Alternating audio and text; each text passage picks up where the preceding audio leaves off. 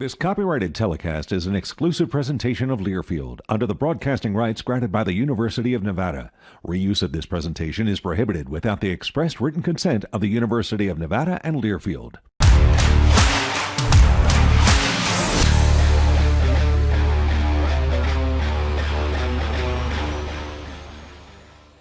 Well, hey there, friends, and welcome to the latest edition of Wolfpack All Access. I'm Mike Stephenson. It was Sesquicentennial Saturday on campus, with Nevada looking to give fans a big birthday gift in the form of a win against Oregon State. It was a party on Chris Ault Field from the opening snap. After Oregon State struck first, the Silver and Blue responds with Savion Red taken off. It's a 33-yard touchdown to tie it at 7. The Beavers would work their way back down, but on 4th and goal, Giovanni McCoy is picked off in the end zone. Torrey Daffin snags it, and it's a huge play to give it back to the Pack. And Nevada does something with it as Red crosses the goal line for the second time, and Nevada is up 14-7. Things would then go awry for the Wolfpack for a little while. After a failed fake punt, Oregon State would score and take a 17-14 lead into halftime. The Beavers would get another touchdown early in the third, and suddenly the visitors are up 24-14.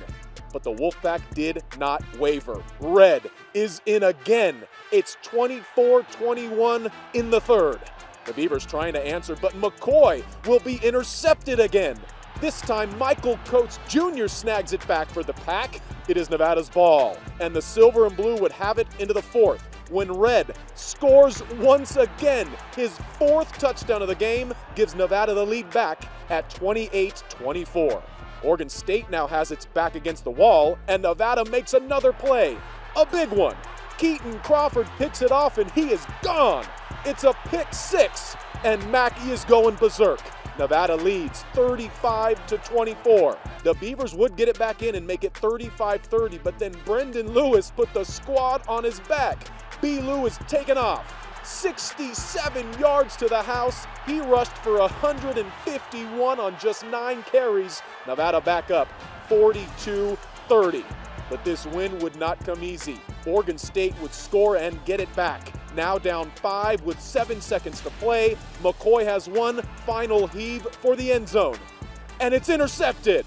Coates with his 2nd to seal the game. Nevada wins a heart stopper over Oregon State, 42-37. This is a huge win, but we throughout the whole year we knew we was going to be able to do that. If we throughout these whole games, we the reason why we lose penalties and undisciplined. So we all just played football to have fun. After the touchdown, I just looked up and saw the fans, and I was just in the moment, and it just felt really good seeing them cheer. Just making that play, it's just really fun, and it's just moments you live for. So I was just enjoying it. That's what I do on the game. I played the new NCAA game, play with myself a lot, and I make plays like that. So I just felt like I was playing the game, looking up in the crowd, seeing the stands full. It was just really fun. It's just the beginning.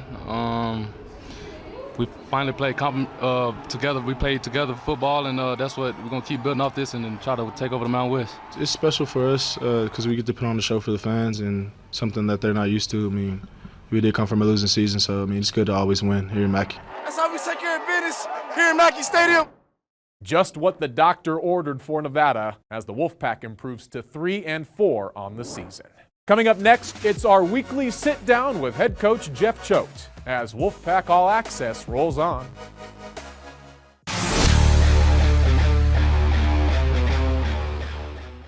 Handoff Red, going left, going in, touchdown, Savion Red. His 4th touchdown of the affair gives Nevada the lead. Here's a blitz, McCoy hit as he throws, intercepted at the 50-yard line. Near sideline, Keaton Crawford is taking it in for a touchdown. Lewis keeper straight ahead to the 40, Lewis to the 50, accelerating to the Beaver 40. Lewis is running away from Oregon State. Brendan Lewis is taking it in for a touchdown. He heaves to the end zone with zeros on the clock, and it is a scrum in the end zone. And Nevada has intercepted and won the game.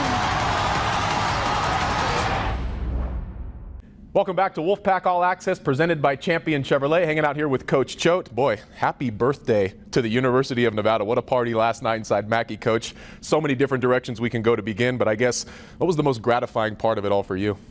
I mean, candidly, I got emotional just watching B-Lou's last touchdown on tape just now, actually, and just watching the joy, not just from our players, but from the student section and the beleaguered Wolfpack faithful that have had to endure some tough times, and so that was just awesome. I mean, the locker room was fantastic, and you know the highs in this business, you don't always appreciate them. The lows can be devastatingly low, but last night, you know, I made sure and took a step back and just watched that joy in the locker room, and it was really cool. We got to see a little glimpse into that via social media. What's it like when you walk in and everyone just gets to celebrate around you and you guys are jumping up and down? Yeah, you know, I love it. I actually enjoy kind of being a fly on the wall sometimes more, and I don't talk very long in the locker room after a win, and that's really that's for those boys, man. And they, you know, the Nevada boys came through last night. Well, boy, the blueprint was certainly there. Run the damn ball, as we've heard a lot. And, man, 353 rushing yards. What was the game plan going in, and how much did you guys stick to it, I guess?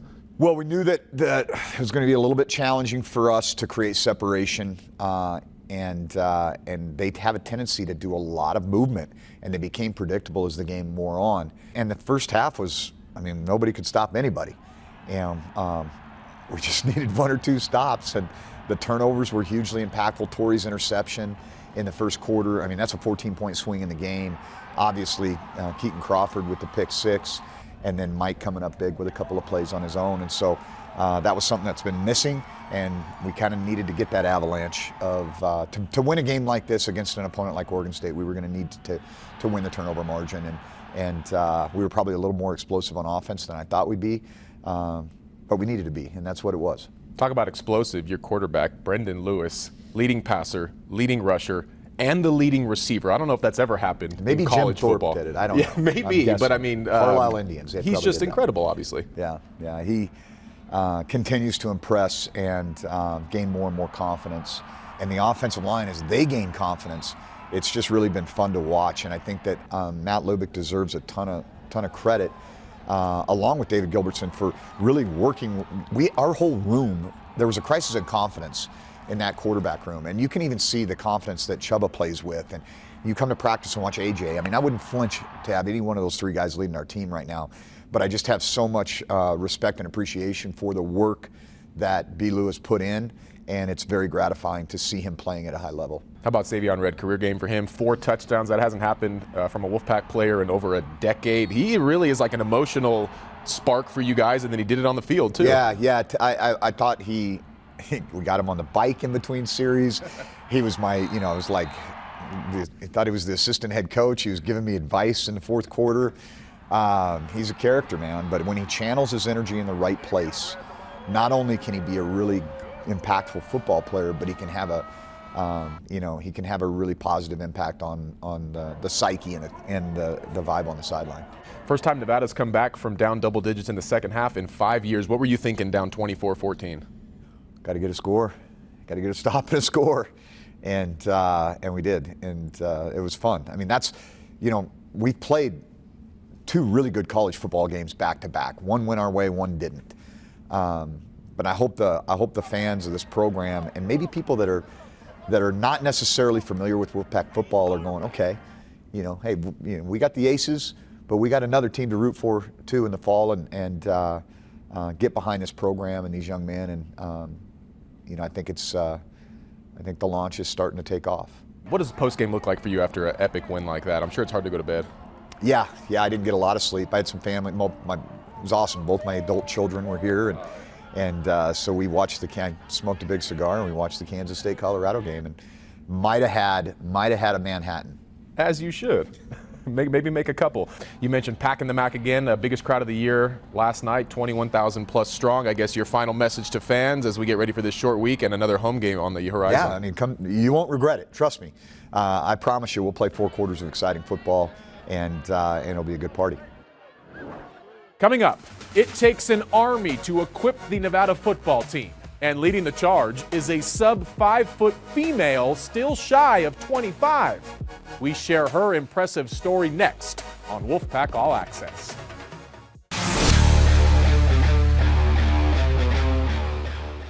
Welcome back to Wolfpack All Access, presented by Champion Chevrolet. I'm Mike Stephenson. Handling the vast pile of equipment may be one of the most demanding jobs within the entire Nevada football program. Shannon Kelly introduces us to the head woman in charge of keeping the pack equipped on a daily basis. Gabby Garlow's faith helped guide her to the biggest little city. I basically followed these signs because I was in this religion class. I went on this retreat and our room was sponsored by the Archdiocese of Reno, so I was like, I think this is one of my signs. The San Francisco native wasn't a stranger to football either when she arrived on Nevada's campus. I had softball coaches that were football coaches, and they'd have me running the dummies that the players would tackle and stuff. But I always, for whatever reason, took it super seriously, and I loved it. We traveled to all the games in high school, so my parents were like, you should keep doing it. It didn't take long for her predetermined fate to be tested during one of her first days in the equipment room as a student in 2018. It was the year that we switched from Nike to Adidas, and I was in Econics just counting inventory in the dark with a flashlight, and I was like, I don't really know, Mom and Dad, why you made me do this, but okay. And they're like, just keep doing it and see how it goes. And here I am today. 5 years later, Garlow was promoted to be Nevada's head football equipment manager. Now in her second season, she's just one of 3 females to hold the title in the Mountain West. The 24-year-old is the youngest, and at 4'10", perhaps the shortest too. I was apprehensive, if I'm being candid. I was like, holy cow, pretty diminutive in size, and kid's gonna run over, they can walk out of that equipment room with whatever they want, but she's very detailed. She's very particular about who she hires. She cares deeply about this place. One of my favorite things is sometimes, especially when it's a new player on the team, they get really nervous to throw us the footballs. And I'm like, you can yuck it to us. One of the few holdovers within new head coach Jeff Choate's staff, Garlow is embracing the opportunity. He's giving me tips and tricks of how it was when he was a head coach at Montana State and what they do at Texas. I think we were a month or 2 in, and I was walking through the weight room, and he stopped me and he was like, I wasn't really sure at first, just knowing you're super young and stuff like that, but these players and your students, they just respond to you. And I always think about that, whenever I'm having a bad day, I'm like, I'm here for a reason, and I'm grateful to be here. She's always doing her best. She's almost like one of us. She has the same determination and the same mindset when it comes to doing the equipment stuff. All of theirs are personalized because I know what they forget. I play quarterback. Football is a certain way. If I ask her to do it a certain way, she just does it. So you gotta be good. She does a great job. During the season, Garlow and her staff spend 8 to 12 hours a day setting up for practice, managing gear and laundry, packing the equipment truck for road games, and everything in between. There's times where I'm like, okay, I need to stop what I'm doing and go help these girls, but they're all workhorses. We can't move without our equipment staff. She's tough and has thick skin and really wants to be excellent in her job, and I appreciate that about her. He always says, and Coach Choate does, find a way to find a way. For Wolfpack All Access, I'm Shannon Kelly. Coming up on Wolfpack All Access, as the University of Nevada celebrates its 150th birthday, we are spotlighting the top 150 athletes in school history. Our Chris Murray joins the show to give us the top 10. But first, here he is with This Week in Wolfpack history. On October 11, 2003, Nevada football earned the biggest upset in school history. A 17.5-point underdog at Washington, Nevada, and more specifically star defender Jorge Cordova, would not be contained. The Wolfpack scored a 28-17 win at a Drizzly Husky stadium. It was Nevada's first victory over a Pac-12 team since 1947. Cordova had 16 tackles, 5 sacks, a forced fumble, and a blocked field goal, and a one-of-a-kind defensive performance. The victory moved Nevada to 4-2, as a gleeful Wolfpack athletic director Chris Alt declared after the game, "Today we learned how to win. There will be bigger wins coming." Nevada, though, failed to springboard off that victory, losing 4 of its final 5 games, with Alt firing coach Chris Tormey a day after the 2003 season ended. The win over Washington being a historic bright spot in a season that ended in sour fashion.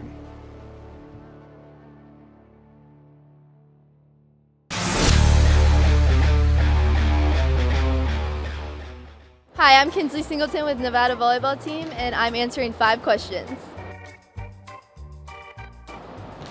I grew up in Cincinnati, Ohio, but I'm from Phoenix, Arizona. Probably my mom, because she's always my #1 supporter, and she always wants me to do the best I can and always is supporting me, even when I don't. Probably speed, because I'm a libero, and then I could just get to every ball possible, so yeah. Probably It's Getting Hot by NLE Choppa. Reno means to me a family-like culture, and just everybody is excited to play all the time, and we all want to win, so yeah.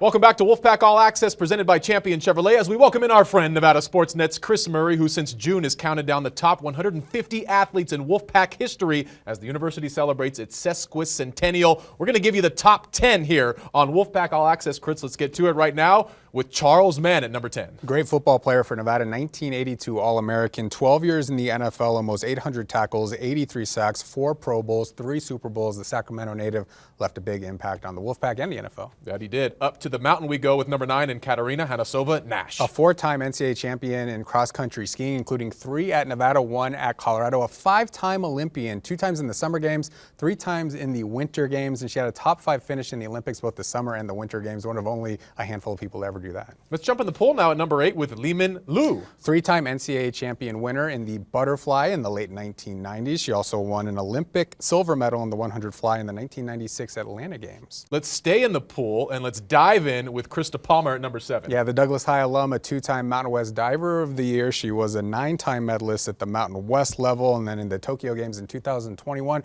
became the first individual female diver to win an Olympic medal in 21 years. You were looking at what happened in Reno and then elsewhere in this list. Number 6 is JaVale McGee. Yeah, a brief career at Nevada, just 2 seasons with the Wolfpack, but then he went on to play 16 seasons in the NBA, a 3-time NBA champion, and also an Olympic medalist in those Tokyo Games, won a gold with Team USA. That he did. Number 5, this career continues, Joel Bitonio. One of the best offensive linemen in the NFL right now, and really for the last decade. 11 years in the league after playing his college ball with the Wolfpack. He's a 5-time APL Pro, a 6-time Pro Bowler, and potentially a future Pro Football Hall of Famer. And his name's on the weight room there down on campus now. This guy's jersey is hanging up at Lawler Event Center. Number 4, Nick Fazekas. Yeah, 3-time WAC Player of the Year. He led Nevada to 4 NCAA tournament berths, including that 2004 Sweet 16. They won 6 WAC titles during his 4-year career. Was an NBA draft pick, played 1 year in the league, but made his biggest imprint 12 years in Japan, where he is a huge icon in that country. Number 3 is the best golfer to come through the silver and blue by far, Patty Sheehan. Yeah, a Worcester High alum. She actually formed a 1-woman women's golf team because Nevada did not have a team. Had 2 top 10 NCAA finishes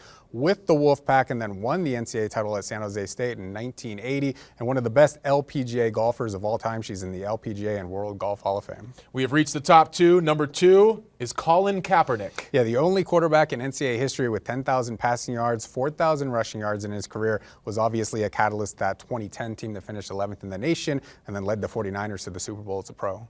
And number 1, Marion Motley. Yeah, played for Nevada in the 1940s, went on to break the color barrier in professional football with the Cleveland Browns in the AAFC and then in the NFL. He is still number 1 in NFL history in yards per carry among running backs. He is in the Pro Football Hall of Fame, and he was on the NFL's 100th anniversary team as one of the best 100 players in that league's history. Hard to argue with that. If you missed any of the top 150 list, you can see it at nevadasportsnet.com. A tip of the cap to Chris for putting it all together. All right, Wolfpack All Access rolls on right after this.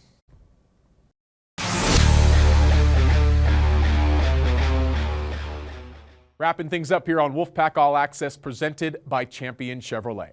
The Nevada volleyball team was back at home this week, first taking down the Air Force Falcons Thursday inside the Virginia Street Gym. The Pack then welcoming New Mexico Saturday and sweeping the week with a win over the Lobos. And Silver and Blue Soccer, California living this week. First beating San Jose State Thursday in the Bay Area. The Wolfpack then hitting the Central Valley Sunday, leaving with a win over Fresno State. We finish with a couple notes from the athletic department. First, men's basketball half-season mini plans are now on sale.